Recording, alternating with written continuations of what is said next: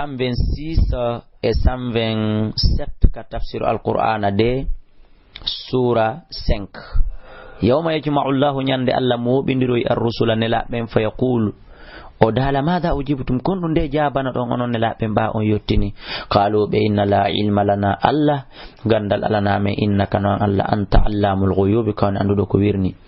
إذا قال الله أنت من الله دالنا يا عيسى كيو عيسى ابن مريم بيت مريم وذكر أندتو نعمتي نعمة جان عليك كم يودي كوني هور ما نودي وناوا سيراينون النبي عيسى نو يجتدين الله بيدا من تنتنند وعلى والدتك إدو كم يودي كون إدو جبين دما أو يومما إذ أيتك تمند مسيمبنير نما بروح القدس روح لابدو تكلم الناس تايدا يوتي دا يمبه في المهد كبوبو ياغال ما وكهالان إكا جاتور ما ياغال ما دوني تما جوجو دالغوي وإذا علمتك أن تمند مي أندي نما الكتاب دفتر نه والحكمة سنة والتوراة مي جانغي ما مي فامي ما توراة والإنجيل إنجيل وإذا تخلق أن تمند تغاينو دا من الطين ma tumande moƴƴinayno ɗa ko Allah woni tagowo tumande moƴƴinayno ɗa min tin immorde loopal jiiɓa moƴƴina ka hi'ati tayri ha wa awa formu sundu wono mbaadi sundu bi idini e ɗugaye an fatan fukhu wutta fiha e nder loopal ngal fatakunu ngal laato tayran sundu wiirendu bi idini e ɗugaye an wa tubri'ul akmaha hiɗa sellina ko ɗum woni e bumɓe wal abraso e ɓen ɓe ɗama jan nangi biidini e dungaye an wa idhi tukhrijul mauta e andu to kattumande yaltintinayno da maydo ko gabru immo wola biidini e dungaye an wa idhi kafaftu andu to mande mi heduno nde mi suruno nde mi sakkino le goy bani israil an kay gayma idhi ji'tam to mande be tumande addano da be bil bayinatu jaaji feñudi din faqala alladhina wiben kafaru yaddu minhum mimorde mabbe in hada dum do wonali illa sihirun sonambila yagal mubinun feñugal wa idha ahaytu an tumane mi wahayno ila al hawariyina faade hawariyina an sikoni aminu bi gomdinelan wa bi rasuli en laado an on qalu be wi amanna men gomdini Allah wa shad sedito bi annana wonde men muslimuna ko men julbe idha qala al hawariyuna ante tumane hawariyuna wi uno ya isa ko yo isa ibn maryam bi maryam hal yastati'u rabbuka tawsijo mi mano waawi tawsijo mi mano tagana an yunazzila nde jippinta alayna e dow amen ma'idatan miran ñiiri tankon wal ñiiri taabal waɗangal ñamete ha heewi ko ɗuwete ma'ida mina sama imorde ka sama si tawi jomma no waɗi waawi ɗum yo waɗu ɗum haray men ɓeydi gomɗinde hi ko goonga haray Allah jonu dow ton qala wiɓe ittaqullahu la Allah in kuntum sollatike mu'minina ko gomɗinɓe wona landal gomɗinɗo ni qalu ɓe ni no meɗen gomɗini sa yimen wi ɗum nuridu men faala an akulande men nyamata min ha immorde tabangal watatuma inna ɓeyda deƴude tabita faama hoolo qulubuna ɓerɗe amen ɗe wonde hihi Allah jono dow ton wana alama men anda an kadi sadaktana wonde hihi a gonga ni men wana kuna men laato alayha e dow mirañiri jippi ɗon ka tabal mina shahidin hara ko men jeeyaɓe e seeditiɓe ara nakadi yo waɗu e ɓaawo amen wala isa annabi isa maki ibnu maryam ɓiɗɗo maryama o Allahumma ya Allah rabbana jomi amin anzil alayna jeppina men ma'idatan mira ñiiri siɗa fa laawi a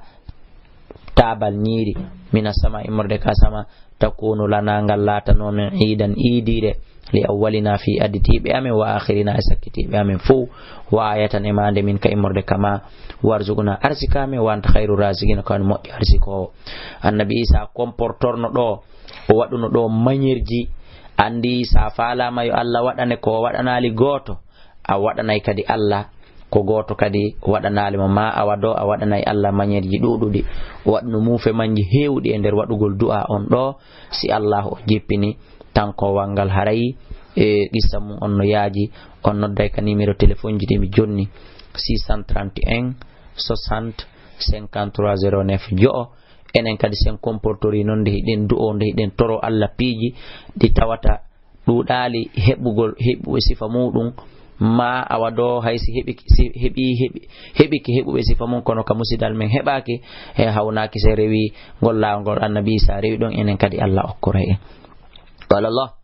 Allah jaabi inni min munazzilu mi jippinay ngal alaykum e dow mon kono faman yakfuru kala yedduɗo ba'du ɓawti ɗum ɗo minkum e moɗon fa inni min u'adhibuhu mi lettay mo adaban lette la u'adhibuhu ɗe tawata mi lettata sifa mo ahadan hay e goto min alalamina immorde tagore nde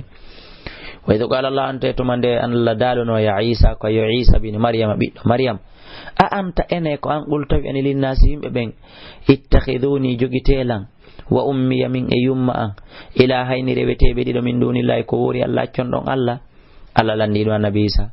kono Allah hino andi annabi Isa wi ali ɗum ko landori ɗum ko hulɓingol waɗuɓe ɓen ɓe anda ɓe perdi. Qala Isa jaabo subhanaka laaɓal wodanima Allah ma yakunu li hana nalan an aqulande mi wowlatama laysa li konko ala nalan e muɗum bi haqqin gonga komi mara durwa e mum in kuntu simlati kenon qultu mi wowli ɗum faqad alimta gomɗi hiɗa ande par ce que an Allah taala mi hiɗa ande ma fi nafsi kon kon ka wonki an wala alamu min noon mi anda ma fi nafsi ka kon kon ka wonkima innaka an Allah anta allamal ghuyub ka woni Allah jo anduɗo ko wirni min ma qultu lahum mi wolanalɓe illa ma amartani be sonna konko yamirɗalan ko woni ɗum an skoni ibudullah rewe Allah rabbi jomi an wa rabbakum e jomum wa kuntu mi laati kadi alayhim e dow maɓɓe shahidan komi seeditiɗo ma ɗum to fihim embere komi duumi kon hakkunde maɓɓe falamma tawaffaytani tuma nde warnoɗalan hunnuɗalan kunta laatiɗa anta raqiba ka woni ƴewtiɗo ɓe on kawni humpitiɗo fi maɓɓe alayhim e dow maɓɓe wa anta an Allah ala kulli shay'in dow kala hunde shahidun ko a seeditiɗo in tu'adhibhum he Allah si a lettiɓe fa innon ɓe ibaduka ko ɓe jiyaɓe maɗa wa in taghfir lahum sa yaafike ɓe kadi fa innaka Allah anta al-aziz ka woni tedduɗon al-hakim ka woni yeñuɗo e ñawre mum. Qala Allah dale hada ɗum ɗo yaw qala Allah dala hada ɗum ɗo yawmu ko ñalande yanfa usadiqina nde tawata hino nafa gonguɓe ɓen woluɓe gonga ɓen seede gongugol maɓɓe ngol Allahumma nodan ɓe jannatun aljannaji tajri no ila yiltodira min tahti asingol e majji al-anharu canɗi khalidina ko ɓe luttinteɓe fiha e nder majji abadan pooma radiyallahu anhum Allah weltodi e maɓɓe yiɗiɓe yarlike ɓe wa radu anhu kamɓe kadi ɓe weltodi e Allah dalika ɗum ɗo alfawzul azim ko ɗum malal mawnugal ngal akhima ɓurima ɗum ɗo ɓurima e jokkugol ko welata Allah kon e alquran e sunna faama ɗi daro hino janga ɗi hino janna ɗi yo Allah mali en ngal malal ɓurgal mawnude amina lillahi awa ko Allah jeyi wodani mulku samati lamagol kammulini wal ardi e leydi ndin